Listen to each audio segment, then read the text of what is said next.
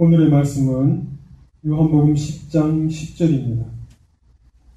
요한복음 10장 10절. 제가 가진 성경 163페이지입니다.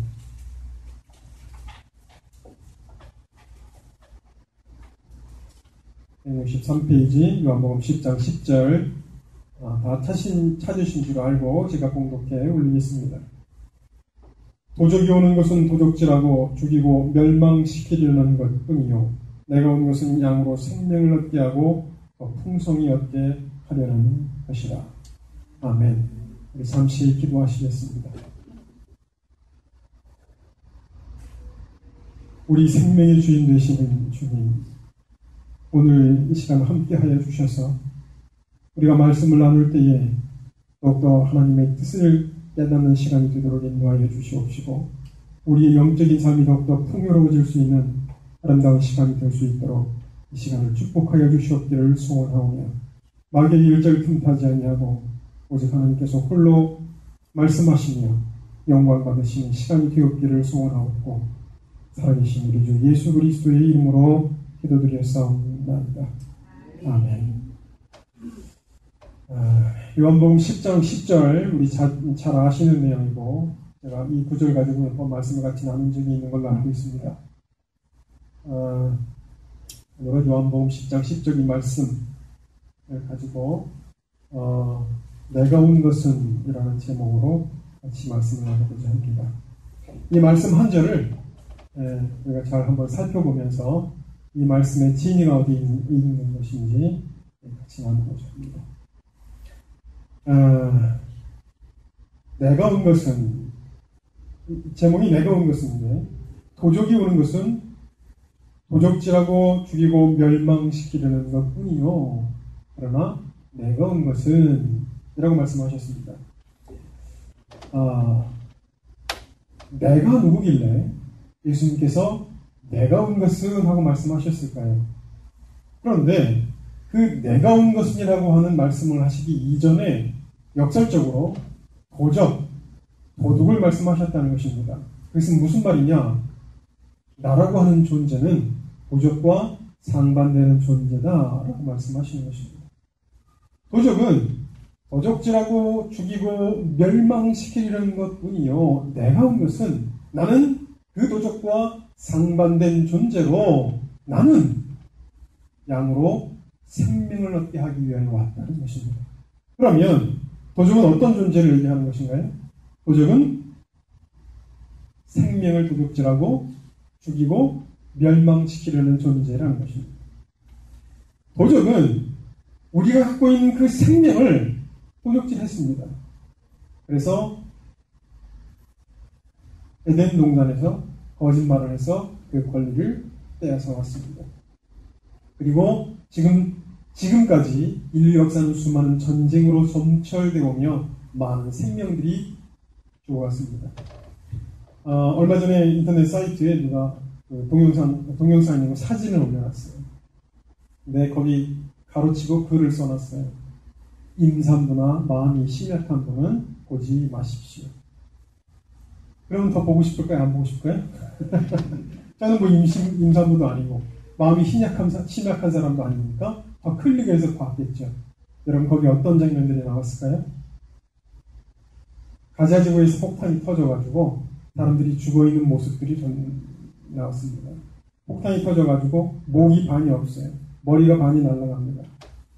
등어리가 등 쪽에 다 없어졌어요. 넓적다리 발목 같은 데가 다 떨어져서 한쪽은 너덜너덜한 그런 장면들의 사진입니다.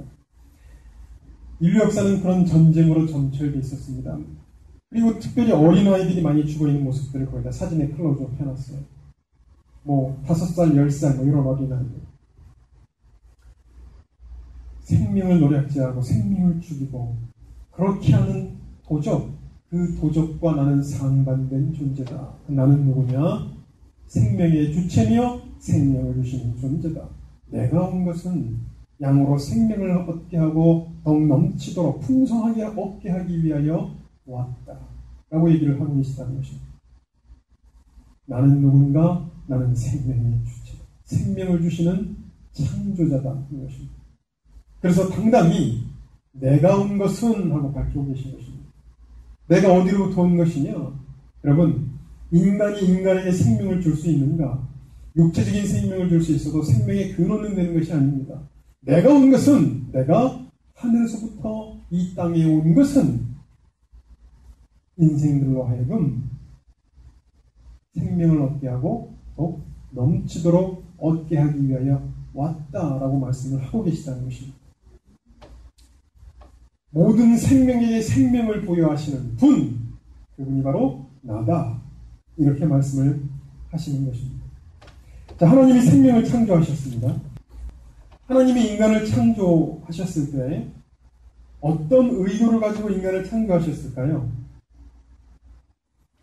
하나님이 인간을 창조하셨는데 지금 오늘 우리가 살아가고 있는 이 삶의 모습처럼 거짓말하고 시기하고 질투하고 모략하고 겉모술수 쓰고 저는 유병헌 씨가 살해됐을 가능성이 높다고 보고 있습니다.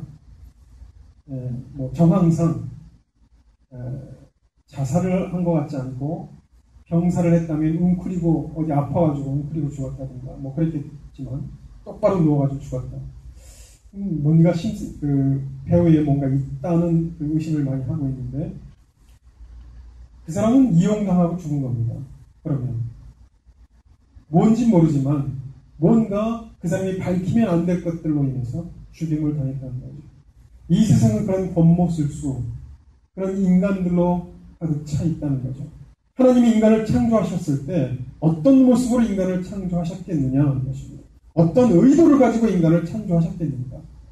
우리가 어떤 존재가 되기를 원하셨겠는가 하는 겁니다. 우리가 신약성경을 검토를 해보면 신약성경에서 얘기하시는 하나님이 우리에게 말씀하시는 것은 여러분 어떤 존재입니까? 청결한 마음, 선한 양심을 가진 존재. 얼마나 하나님께서 원하시는 의도대로 되지 않는 것에 대해서 진노하셨으면 종교 지도자들에게 회칠한 무덤이요 독사의 새끼들아 이런 말씀을 하시냐는 거예요. 뭘 말씀하시는 것이냐? 하나님이 우리에게 말씀하시는 것은 깨끗한 존재. 그래서 돌이켜 어린아이같이 되지 않으면 결단코 천국에 들어갈 수 없느니라. 우리가 어떤 존재가 되어야 되느냐? 어린아이들처럼 순수하고 맑고 깨끗한 존재가 되어야 된다는 거죠. 하나님이 창조하신 창조의 목적, 의도 어디 있었느냐? 그런 존재로, 거룩한 존재로, 깨끗하고 순수한 존재로 하나님이 우리를 창조하셨다는 것입니다. 그래서 내가 온 것은 양으로 생명을 얻게 하고 더 풍성히 얻게 하려 합니다. 두 번째 우리가 주목해야 될 단어가 양으로 옵니다. 양으로. 성경은 인간을 딱 두 가지로밖에 분류해 놓지 않았습니다. 양과 염소. 동물 중에 양과 염소. 오늘 본 말씀에 양으로라고 하는 단서를 붙였습니다. 양이 누굴까요? 이 요한복음 10장에만 양에 대한 우리가 개념을 이해할 수 있는 그런 용어들이 나옵니다. 이게 뭐냐면요. 이렇게 말씀하셨어요. 양은 목자의 음성을 듣는 이다. 그래서 목자의 뒤를 따른다고 성경은 이야기를 하고 있습니다. 그래서 3절에 보면 10장 3절에 보면 이렇게 얘기하고 있습니다. 양은 그의 음성을 듣나니 그가 자기 양의 이름을 불러 각각 인도하여 내느니라. 양은 그의 음성을 듣나니. 여러분 이게 무슨 말씀인지 알겠습니까? 양은 그의 음성을 듣는데요. 그가 누굽니까? 목자를 얘기합니다. 목자의 음성을 듣는다는 것이 무엇입니까? 목자의 부름에 응답한다는 것입니다. 예수 그리스도가 부르는 그 부름에 응답하여서 예수 그리스도 앞에 나온다는 것이 바로 그 양이라는 것입니다. 그의 음성을 듣는다는 거예요. 이 주변에 온 세상에 거짓 음성이 많습니다. 거짓 목자의 음성이 많아요. 그러나 참된 양은 참된 목자의 음성을 듣는다는 것입니다. 그리고 이렇게 얘기했습니다. 양들이 그의 음성을 아는 거로 따라오되 양들이 그의 음성을 아므로 따라 오되 타인의 음성은 알지 못하는 거로 타인을 따르지 아니하고 오히려 도망하느니라. 양은 그의 음성을 듣고 양은 그의 음성을 알고 뒤를 따른다고 되어 있습니다. 그 존재가 양입니다. 요한복음 10장 9절에 이렇게 얘기를 했습니다. 문으로 들어가며 나오며 꼴을 얻느니라. 10장 9절에 내가 문이니 누구든지 나로 말미암아 들어가면 구원을 얻고 또 들어가며 나오며 꼴을 얻느니라. 그게 누구냐? 내 양이라는 것입니다. 들어가며 나오며 꼴을 얻는다. 여러분, 여기에서 문은 예수 그리스도를 의미합니다. 예수 그리스도를 통해서 들어가고 나오며 꼴을 얻는답니다. 그것이 양이라고 성경은 이야기를 하고 있습니다. 그리고 10장 14, 15절에 이렇게 말씀하고 계십니다. 나는 선한 목자라. 내가 내 양을 알고 양도 나를 아는 것이 아버지께서 나를 아시고 내가 아버지를 아는 것 같으니 나는 양을 위하여 목숨을 버리노라. 이것이 양입니다. 내가 내 양을 알고 양도 나를 아는 것이 이렇게 구분을 해놨습니다. 성경에. 그런데 그 양을 위하여 목숨을 버린답니다. 양이 누구냐? 내가 목숨을 버릴 만큼 사랑스러운 존재라는 것입니다. 여러분, 양이 목자를 위해서 죽어야 됩니까? 목자가 양을 위해서 죽어야 됩니까? 일반적으로 양이 목자를 위해서 잡혀 먹지요. 그런데 오늘 본문에서는 목자가 양을 위해서 스스로 목숨을 버리노라. 왜 이런 말씀을 하셨느냐 하는 겁니다. 그 양이 누구길래? 그 양이 무엇이길래? 그 목자가 양을 위해서 목숨을 버릴 수 있는 존재냐는 거예요. 여러분, 그 양은 음성을 듣고 그를 따르는 자들을 의미하는 것이고 전적으로 예수 그리스도와 함께하는 양들을 의미합니다. 예수 그리스도에게 부름을 받은 자들을 의미합니다. 그 부름에 응답한 자들을 이야기합니다. 그들이 바로 그리스도 안에 거하는 자들입니다. 그들을 위해서 내가 내 목숨을 버린다는 것입니다. 예수 그리스도는 십자가에서 목숨을 버렸습니다. 그것은 누구를 위한 것이냐? 내 백성을 위한 것이라고 성경은 얘기하고 있습니다. 내 백성, 저는 자기 백성을 저희 죄에서 구원할 자이시니라. 저희 죄 가운데서 구원할 자이시다. 그 양으로 말미암아 구원을 받도록 인도하실 분이라는 것입니다. 그런데 오늘 단서를 붙였습니다. 그 양으로 생명을 얻게 한다는 것입니다. 그럼 양이 아니면 생명을 알지도 못하고 누리지도 못하고 얻지도 못하는 것입니다. 성경 말씀은 엄연하게 양으로 생명을 얻게 한다. 이렇게 말씀을 하고 계시다는 것입니다. 교회 안에 우리가 교회 안에 있는 사람이 모두 구원을 받을 것이다. 이렇게 이야기를 못합니다. 성경에서는 분명히 주여 주여 하는 자마다 다 천국에 들어가는 것이 아니요 내 아버지의 뜻대로 행하는 자라에 들어가리니 라고 얘기를 했기 때문에 그렇습니다. 이것은 마지막 때에 반드시 있을 일입니다.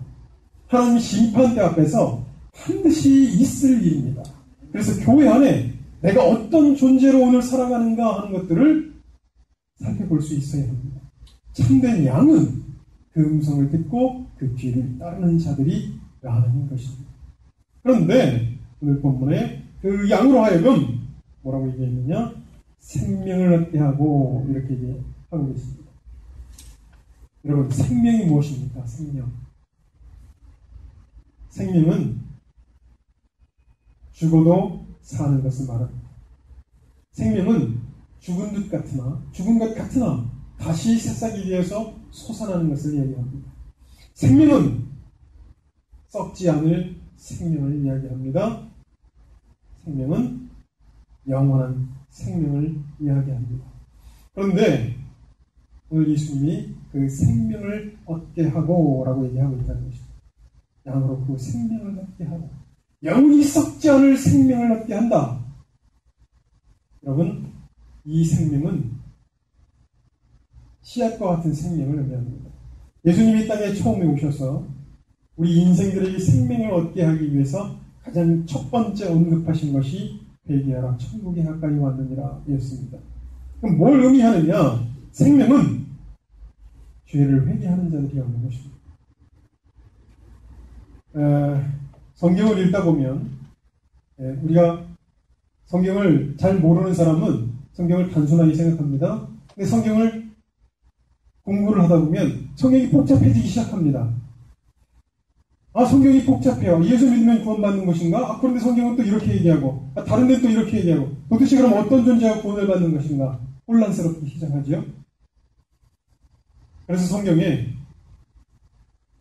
아까 얘기했던 것처럼 돌이켜 어린아이 같이 되지 않으면 결단코 천국에 들어가지 못한다. 여러분,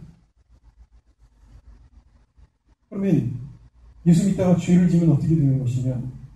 이런 의문을 품을 수 있잖아요. 그럼 예수 믿는데, 내가 예수 믿고 죄를 회개했는데, 한 번 회개하고 뜨겁게 회개한 연후에 다시 또 죄를 짓게 되면 나는 어떻게 되는 것이지? 이런 의문을 품을 수 있잖아요. 성경에서 죄를 회개하고 구원을 받은 존재에 대해서 엄연하게 말씀을 하고 계십니다. 그것이 한편 강도입니다. 당신의 나라에 가실 때 나를 기억하여 주십시오. 단지 그 말 한마디 했습니다. 그런데 그는 구원을 받았습니다. 오늘 내가 나와 함께 낙원에 있으리라. 구원을 받았다는 것입니다. 왜? 그가 왜 용서를 받고 구원을 받았을까요? 그가 자기 죄를 회개한 것입니다. 돌이켜 자기 죄를 회개하고 처음에는 예수 그리스도를 향해서 비방하고 네가 하나님의 아들이면 한번 십자가에서 내려와봐라 라고 조롱했지만 시간이 흘러가면서 예수 그리스도의 모습을 통해서 예수 그리스도가 진정한 메시아라는 사실을 인지하고 자기 죄를 회개하고 돌이켜 예수님에게 얘기한 것입니다. 당신의 나라에 가실 때 나를 기억하여 주십시오. 진정한 회개로 말미암아 구원을 받았다는 것입니다. 처음에 내가 생명을 얻는 씨앗, 내가 예수 그리스도를 알고 그 하나님 앞에 나의 죄를 고백하는 그 씨앗, 그것이 회개입니다. 거기서부터 신앙은 출발한다는 것입니다. 그러면 내가 믿다가 죄를 지면 어떻게 되는 것인가? 여러분, 그리스도 예수 안에 있는 자에게는 결코 정죄함이 없습니다. 오라 곤고하는 자바 이 사망의 몸에서 누가 나를 건져낼 것이냐? 라고 고민을 하는 바울이 제시한 것이 그리스도 안에 있는 자에게는 결코 정죄함이 없다는 것입니다.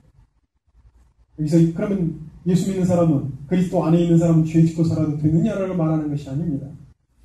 그 이후에 8장 26절에 육체대로 사는 자는 반드시 죽을 것이로되 영으로서 몸의 행실을 죽인 자는 산다. 그것은 곧 무슨 말을 하는 것이냐? 성령을 쫓아 행하는 자는 산다는 것입니다.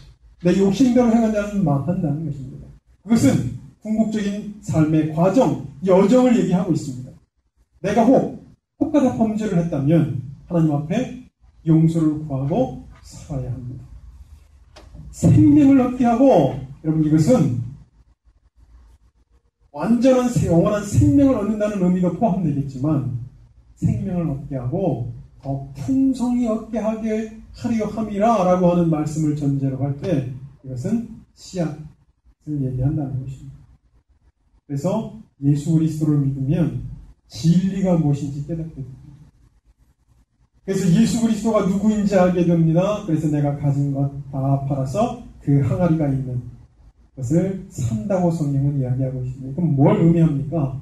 예수 그리스도가 전부가 된다는 것입니다. 생명이 있는 자는 예수 그리스도가 전부가 된다는 것입니다. 그래서 자기가 가지고 있는 것을 다 팔아서 그 가치를 산다고 성경은 이야기하고 있습니다. 이들이 생명을 가진 자들입니다.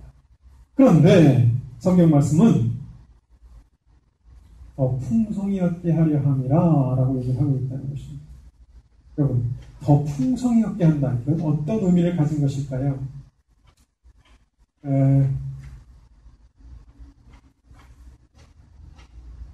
저희 집에 고추나무 14그루를 심었습니다. 14그루를 심었는데요. 비료, 8,000원을 주고 비료를 사서 밭을 내봤습니다. 14그루에서 고추를 한 10개 정도는 딴 것 같아요. 근데 이 고추가 제대로 잘 안 자랐어요. 이렇게 기역자로 비틀어지거나 이런 식으로 나 있어요. 그 중에 하나, 된장찌개 할 때 제가 썰어서 넣었습니다. 그 이후로 고추를 하나도 지금 따먹지 않고 있어요. 만약 우리가 아무것도 고추를 안 먹으면, 지금도 뭐 조금 열리긴 했습니다만, 어쨌든 나무는 더 이상 자라지 않습니다. 심었던 그대로예요. 고추나무 그대로. 그런데 나무는 더 이상 크지 않습니다. 그리고는 고추만 몇 개씩 달려 있습니다. 약간 형태가 이쁘지 않은 형태로. 그래서 제가 우리 집사람이나 아이들한테, 야, 이거 8,000원짜리 고추 하나 먹었다. 고추 하나 된장찌개에 넣어놓고는 지금 아무것도 먹지 않고 있으니까요. 여러분 한번 생각해 보십시오. 시편 1편 오늘 묵상 기도할 때 이야기했던 것처럼 저는 시냇가에 심은 나무라 시들을 쫓아 과실을 맺으며 라고 얘기했습니다. 생명을 가진 존재는 시냇가에 심기운 나무와 같은 존재입니다. 나무가 자라지 않습니다. 그러면 생명을 풍성히 얻지 못하고 있는 것입니다. 나무가 생명을 얻는 것은 가만히 생각해 보니까 여러분 줄기를 통해서 물을 흡수하면서 그곳에서 양분을 흡수합니다. 물은 무엇을 상징하는 것이냐? 성경에 물은 하나님의 말씀을 상징합니다. 그래서 물과 성령으로 나지 아니하면 결단코 천국에 들어갈 수 없다. 성경 요한복음 3장에 얘기하고 있는 그 물은 진리의 말씀을 이야기하는 것입니다. 양분을 흡수해서 비타민, 내가 열매를 맺을 수 있는 공급원을 제대로 공급받지 못하면 나무는 크지 못합니다. 열매를 제대로 연결지 못합니다. 더 풍성히 열매를 맺을 수 없다는 것입니다. 물은 말씀을 의미합니다. 내가 생명을 얻었습니다. 예수 그리스도로 말미암아 생명을 얻었습니다. 내가 회개하고 그 앞에 이제 하나님의 뜻대로 순종하며 살아간다고 고백했습니다. 그러면 나는 무엇으로 양분을 얻어야 하는가? 하나님의 말씀으로 양분을 삼고 살아가야 한다는 것입니다. 그리고 가만히 생각해 보세요. 내가 왜 우리 고추나무가 그 자리에 분명히 제대로 양분을 먹지 못했습니다. 그런데 거기 주변에 큰 나무들이 있어요. 햇볕이 들지를 않아요. 나무가 더 이상 크지는 않습니다. 광합성 작용을 못하는 거예요. 여러분, 하나님은 무엇이죠? 빛이신. 그 빛이신 하나님께서 우리에게 어떻게 생명을 풍성하게 주실 수 있을까요? 영적인 능력으로 비춰야 합니다. 내가 하나님의 빛을 바라볼 수 있어야 한다는 거죠. 해바라기가 광합성 작용을 하는 것처럼 햇볕을 바라보고 광합성 작용을 하는 것처럼 하나님을 바라보고 그 영양분을 공급받을 수 있어야 한다는 것입니다. 하나님의 빛은 우리가 어떻게 부여받을 수 있을까요? 그것은 기도입니다. 하나님 앞에 무릎 꿇어 기도하는 것입니다. 내가 양분, 물로 땅속에 있는 양분을 흡수하고 내가 하나님의 빛, 그 빛의 양분을 우리 몸 안에, 하나님의 우리 영혼 안에 능력으로 채워지려면 하나님의 그 기도를 통해서 하나님의 성령의 능력을 부여받을 수 있어야 한다는 것입니다. 우리가 하나님 앞에 가까이 붙어 있을 때 우리는 능력을 나타냅니다. 그래서 여러분 한번 삭개오 생각해 보세요. 예수님과 함께 붙어 있었습니다. 풍요로워졌습니다. 그래서 내가 빚진 것이 있으면 내 재산의 절반을 내가 가난한 사람에게 나눠주겠습니다.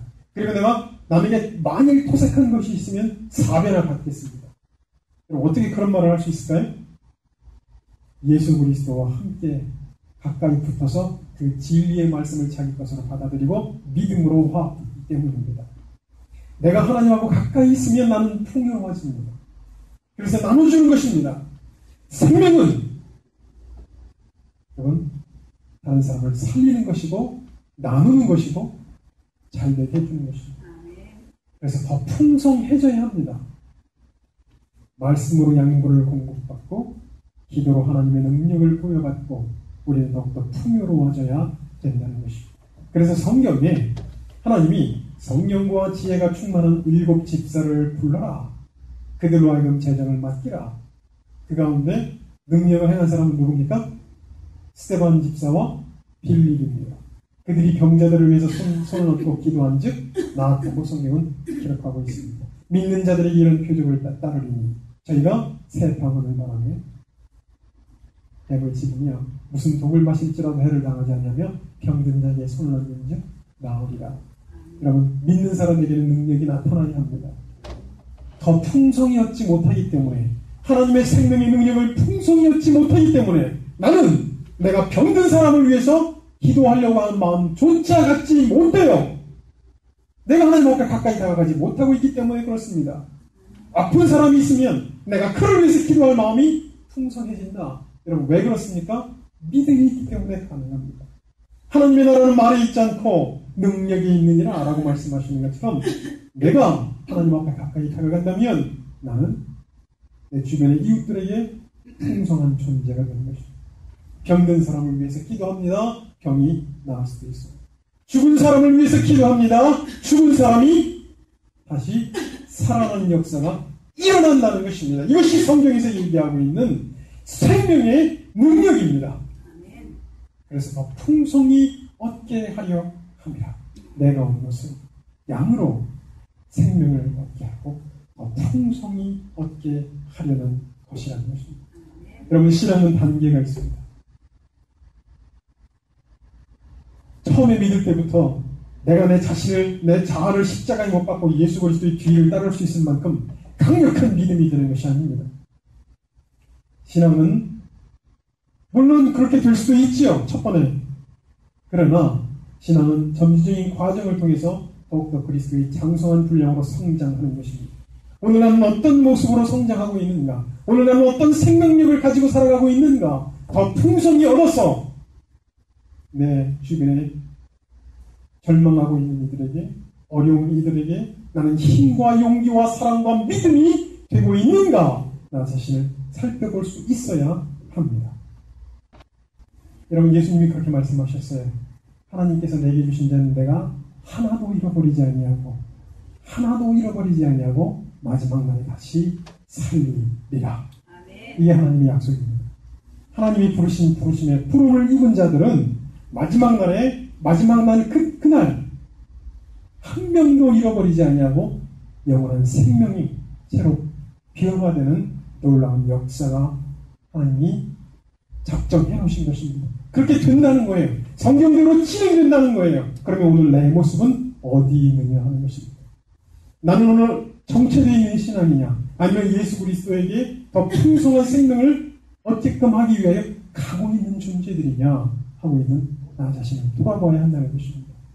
찰싹거리는 믿음 안에 계속 세상과 싸우면서 있는 그런 존재가 아니라 풍성한 믿음 안에 거하면서 오히려 세상을 능히 이기고 할 수 있는 존재들이 되어야 한다는 것입니다. 그래서 풍성히 얻고 내가 내 주변의 이웃들에게 풍요롭게 할 수 있는 우리 주님교회 여러분들이 되기를 축원합니다. 네, 잠시 기도하시겠습니다. 사랑의 주님,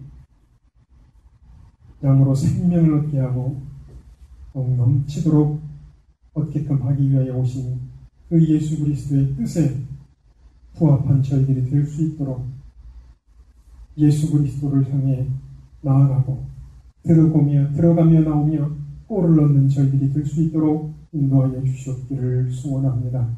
그리하여서 하나님 앞에 섰을 때 칭찬 듣는 종들로 설 수 있도록 충성된 종이라는 말을 들을 수 있는 저희들이 될 수 있도록 주님 인도하여 주시옵기를 소원하오며 살아계신 우리 주 예수 그리스도의 이름으로 기도드렸사옵나이다. 아멘. 교회 소식 전하겠습니다. 내일 오전 10시 20분부터 해양대학교에 오은환 목사님을 모시고 요한계시록에 관련된 나눔과 토론인데 이분이 요한계시록에 관련된 그 난제들을 주로 잘 다루셨더라고요. 그래서 아마 우리가 요한계시록에 나오는 14만 4천 명이 누구냐, 두 중이 또 누구냐, 요한계시록 12장에 나타나는 상의 왕이는 누구냐, 이런 문제들을 아마 얘기하실 수 있을 것 같아요. 그래서 그런 난제들에 대해서 얘기하고 토론을 하겠다는 것입니다. 그래서 성경을 잘 모르시는 분들은 이게 뭔 얘기인지 이해를 하기 어렵고, 성경을 읽어보신 분들, 많이 읽어보신 분들을 한해서 굉장히 유익할 것이라고 생각합니다. 그리고 30일 날 돌아오는 수요일은 그 어윤호 전도사의 강의를 더 이어서 그 현 세대의 그 신앙적 위기를 다루는 강의를 이어서 마지막으로 듣게 될 것입니다.